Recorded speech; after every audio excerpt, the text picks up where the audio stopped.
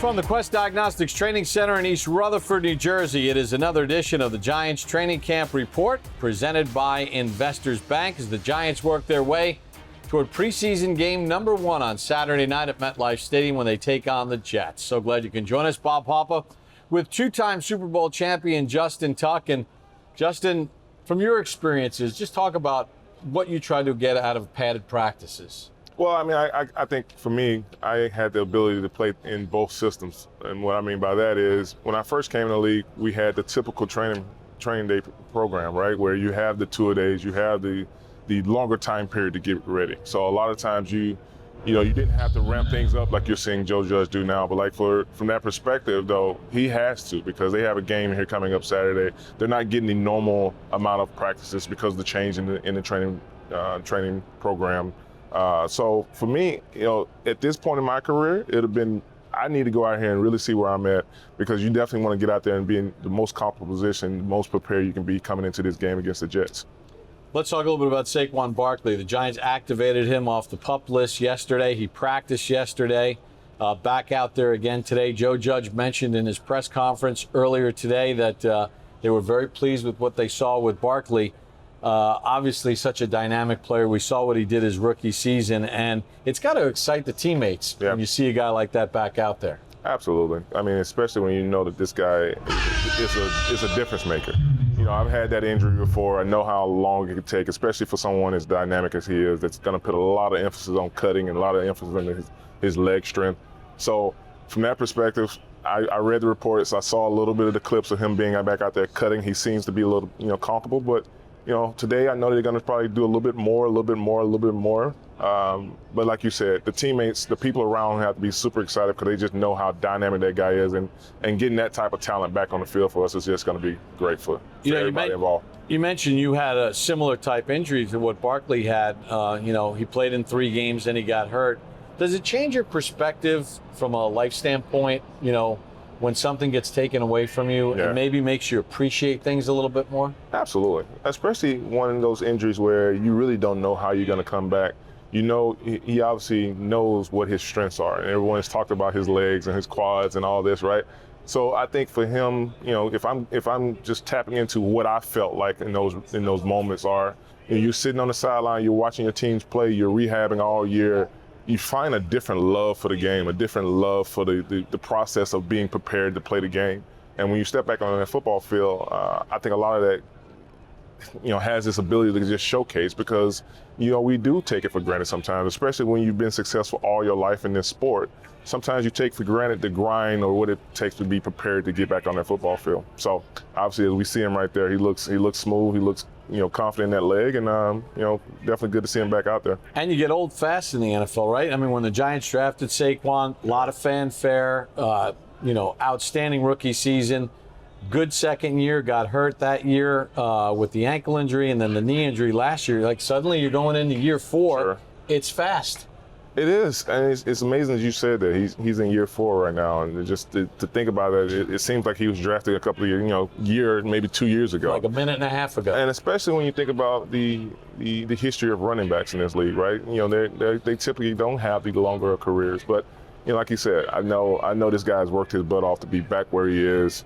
And seeing him back on the football field, I know there's definitely one person on that field that's super excited to see him back, and that's Danny Dimes. But everyone is, and I think it's going to be an uplift to just the team morale and the team overall. Yeah, Daniel Jones obviously did some wonderful things his rookie season, 24 touchdowns, 12 interceptions in 12 starts. Had the fumble issues. Last year, the numbers were down across the board for this entire offense, but Jones showed you his athleticism last year as he used his legs, and it'll be interesting to see with Saquon healthy, how dynamic this offense potentially could be because they've added a lot of pieces around the quarterback. Yeah. Well, I mean, I know we're talking about the skill positions, but for this offense, it starts up front. If we can find a way to protect Danny and give him time, because we've obviously put a lot of money and a lot of emphasis on the surrounding pieces at the wide receiver position, obviously getting Saquon back and the dynamic, player he is, both running the ball and catching the ball out of the backfield. yeah, I think if we can protect him up front, we can hold that O-line together. This offense can really make a lot of strides coming into the additions that they've made in the offseason. Right, and then the ability to run the ball. If that offensive line can be positive on first and second down as far as running the ball, then for Jason Garrett, the offensive coordinator, and Daniel Jones here, now you got the whole playbook. Absolutely.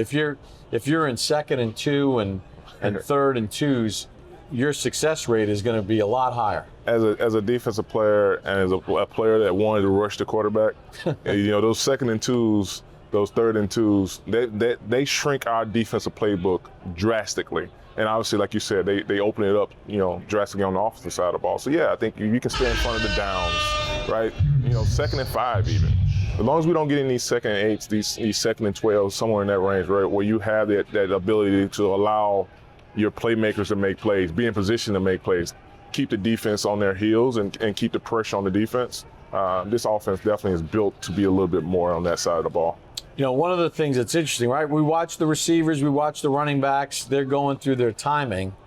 But when it gets to where you played on the defensive line and on the offensive line as well, conversely, you can't replicate things in drills. Yeah. You gotta lean against another grown man to really kind of get a feel for where you are, and leverage and hand placement are very important. It's one thing to do it right against a sled. It's another thing to do it against another human being. Yeah, I mean, we in my time, we definitely had the vantage point of going against what I thought was the best whole line in the NFL. I thought our defensive line was the best in the NFL as well. But like what we did in those sessions was, we had a rule, right? We get to, unless it was a live practice, even in the drills, we'll take it live for 3 steps and work on our feet, work on our hand placement, and working against guys that we knew very well to get into that position and then stop, where we didn't put anybody any added stress on us. But then when you get into those real drills, those drills where you literally have to lean on these guys, that's where the iron is sharpened. For us as D linemen, we want to be physical. We want to be up there and putting a lot of pressure on the offensive line. And I thought from our time that just made us better, as we obviously look at the D line and O line going against each other right now. And exactly what Leonard is doing right now, working on your hand placement, working on your feet, making sure that when the real bullets start to fly, you're so accustomed. It's almost like a practice golf swing, right? You just want to make sure everything's in alignment. So when you actually got to hit that 9-iron 160 yards, then you've practiced this over and over again. It's like second nature to you. You see number 75 there in the middle of the Giants defensive line, Danny Shelton, who the Giants brought in, and obviously he's a big guy. He's athletic.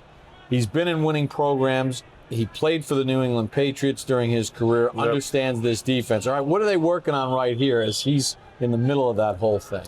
So I think everything, like I said earlier, is all about just hand placement, getting your fits, making sure that they're not going completely full speed.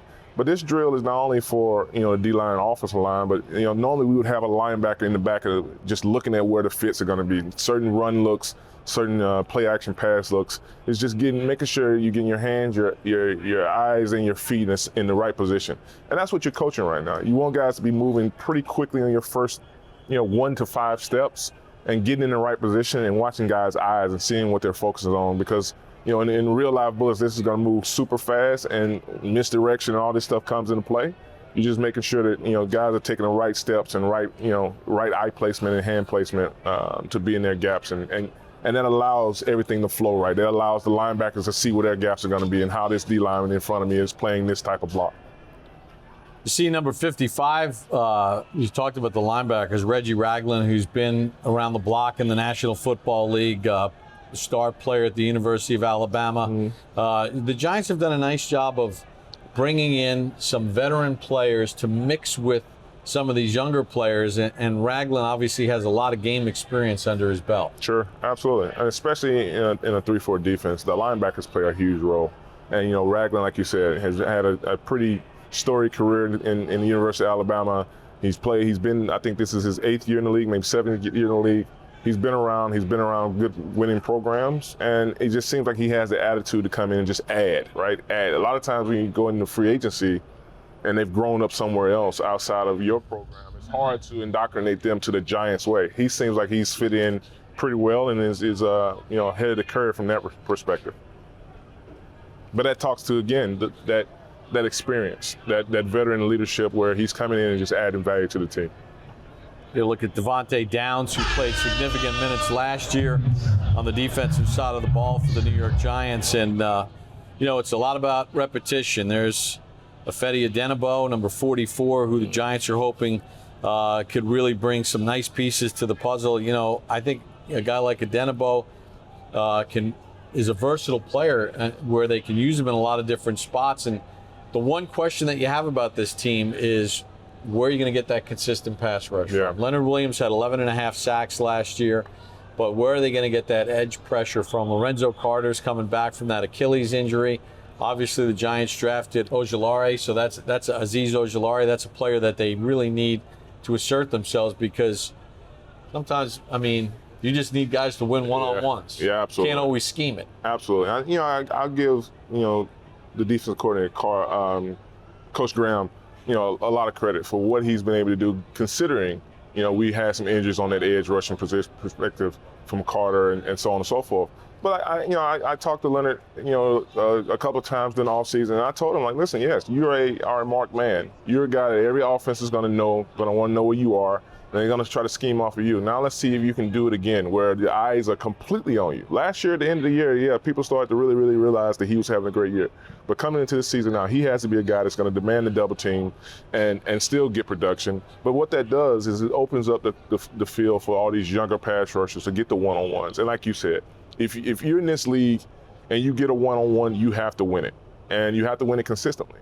Ball security drill right here. You see Sterling Shepard wearing number 3 this year.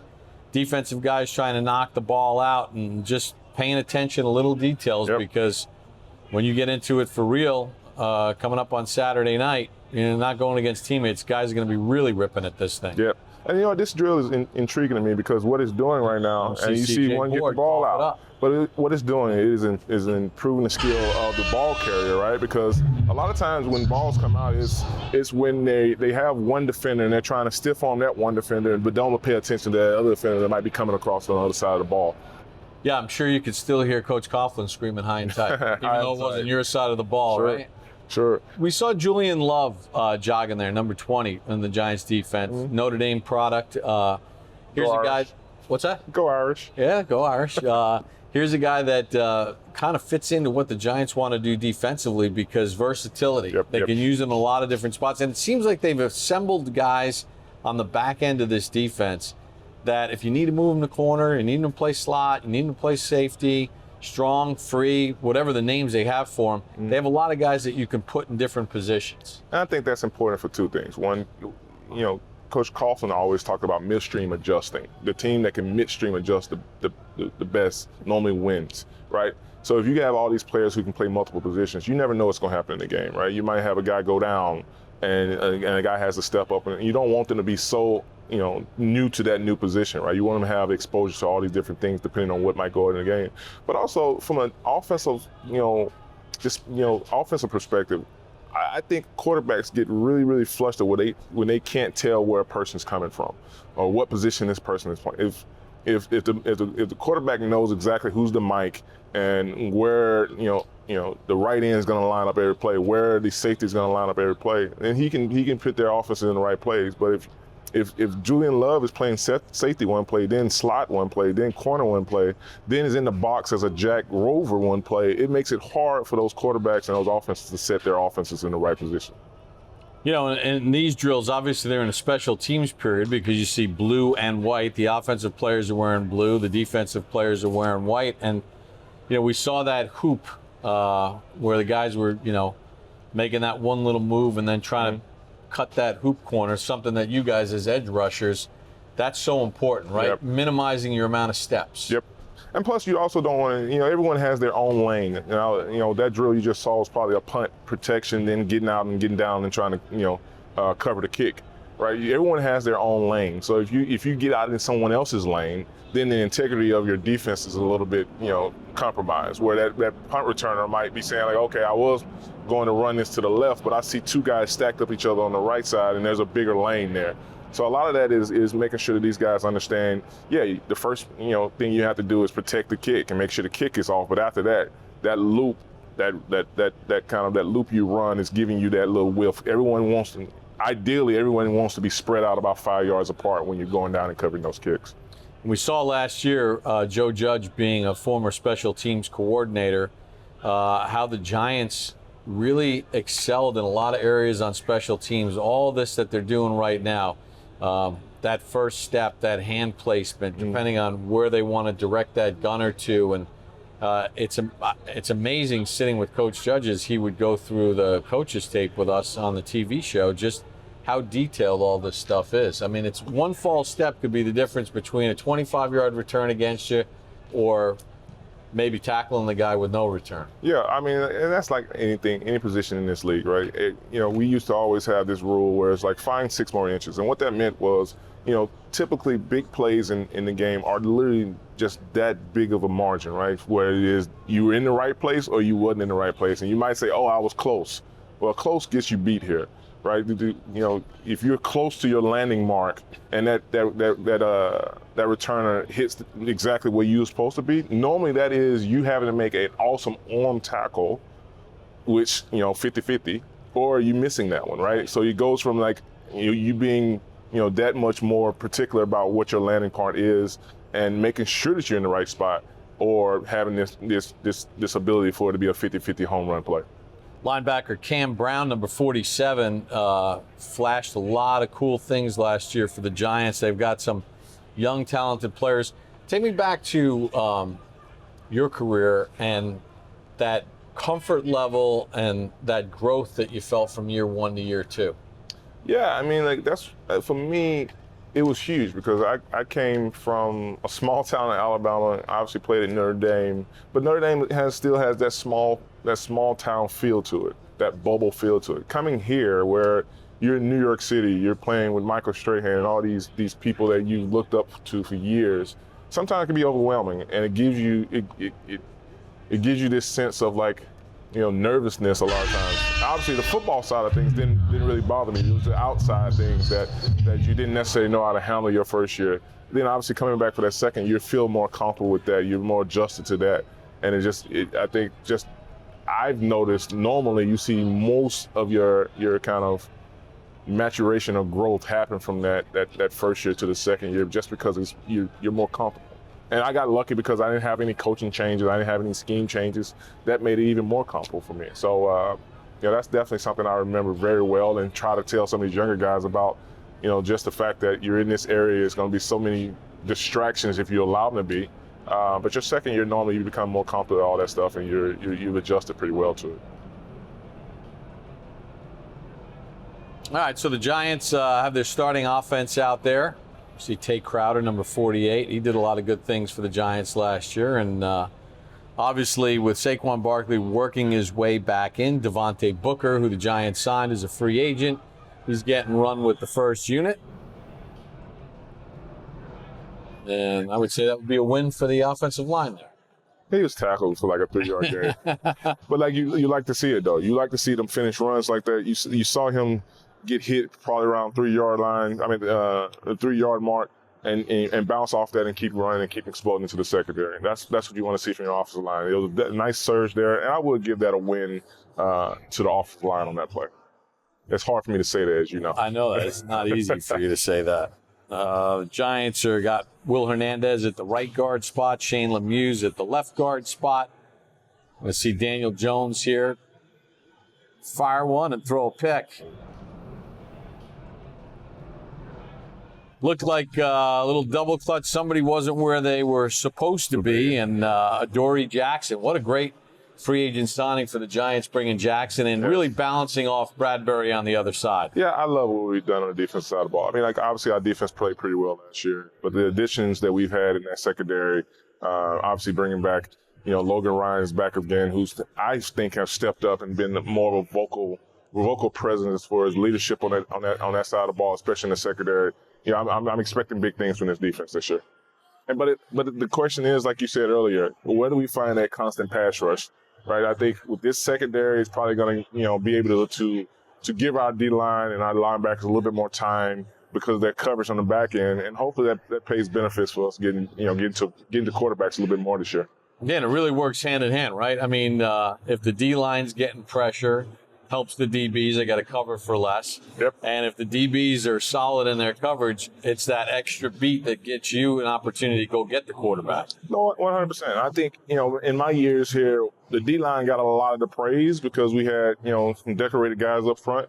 But a lot of that praise is definitely warranted to get our secondary. The Corey Websters of the world, the Sam Mad Dog Madisons, obviously Antrell Roll and that group, Leon Grant, all those guys were so on the same page that it gave us just that added second for us to be able to get to those quarterbacks a little bit better. So it definitely has to be hand in hand. You can have the best pass rusher there is.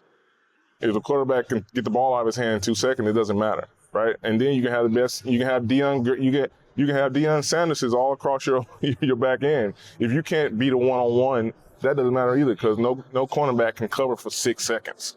So it definitely is a hand-in-hand thing when it comes to, every position has to play their part in order for the defense to win. And speaking of defensive win, and that was definitely a play that we just won there. And that was Reggie Ragland. It was Reggie and, Shelton. You mentioned like him being able to, this is a kid I'm excited about, especially in 3-4, because he's going to demand a double team just because of the athletic prowess and his size. So if I'm a middle linebacker behind him, I'm very happy. I'm very happy because that you're going to have a lot of clear lanes to be able to get downhill and make tackles. Yeah, Shelton's listed at 6'2", 345, but yeah, okay. I'm guessing that 345 was his rookie weight. Yeah, that was. It might have been him in high school. Coach Judge talked about Shelton's athleticism.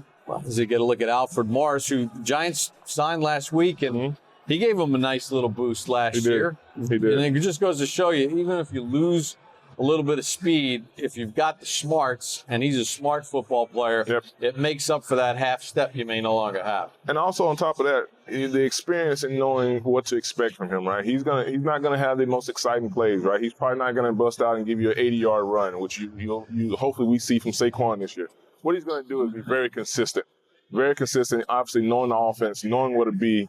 And what I loved about it was his pass protection as well, because that's something that, a lot of people don't put it into play when it comes to a running back play. Being able to pick up that blitz and give that quarterback that additive second to find a wide receiver down the ball. That's something that you can expect from a veteran guy like Morris. It was Dante Pettis, who the Giants signed last year, trying to round out this wide receiving core on a little slip screen. They also added Corey Clement, the former Philadelphia Eagle at running back. He wears number 30. Yep. He's in there right now. I like the fact that they've got, both tailbacks in there. You got Booker 28 and Clement 30. Just a little versatility. Sure. And when you got a guy like Clement, as you saw him just do right then, even though he started to get the play in the backfield, he has that ability to get out and get out into the route and play a wide receiver slot position. Where you think about it, right? The defense is looking at the personnel, and we might go base there because they have 2 running backs. But obviously, a guy like Clement, who's versatile like that, can motion out and be a wide out. Now you got a mismatch, right? You have a in the box linebacker type that has to kind of come out of the box and play in space against a versatile running back like that. So there's a lot of things you can do with him as far as putting a lot of pressure on the defense. You saw John Rison, who the Giants just activated off the reserved COVID list, a tight end for Big Blue, wears number 44 on the offensive side of the ball. All right, just your thoughts overall on this team, and I know there's a long way to go in camp, but Sure. What excites you the most about this team? I'm excited about the fact that there's not a lot of turnover, right? For the first time in a few years, we have the same coaches, we have the same schemes, we've added a lot of great additions in free agency, but the kind of the nucleus of what was working for us last year is coming back. You get Daniel Jones, Saquon healthy back on offense, in addition to the wide receivers that we brought in. That seems to bode well for the excitement level on the offensive side of the ball. And then the additions that we made in the secondary on defense to add into what the good things that Coach Graham was doing on defense last year. I'm excited about it. Obviously the big things that come in mind is staying healthy. If we can get this team, through training camp into the season healthy and start, off quickly and get that level of confidence, I think you can expect this team to do well this year. Pleasure, my man. Thanks, Always Bob. good seeing you. Hey, Giants fans, I know you're excited because Big Blue is going to be in MetLife Stadium tomorrow night. It is the Giants Fan Fest. So for Justin Tuck and our entire crew, I'm Bob Papa. Thanks for joining us for the Training Camp Report presented by Investors Bank.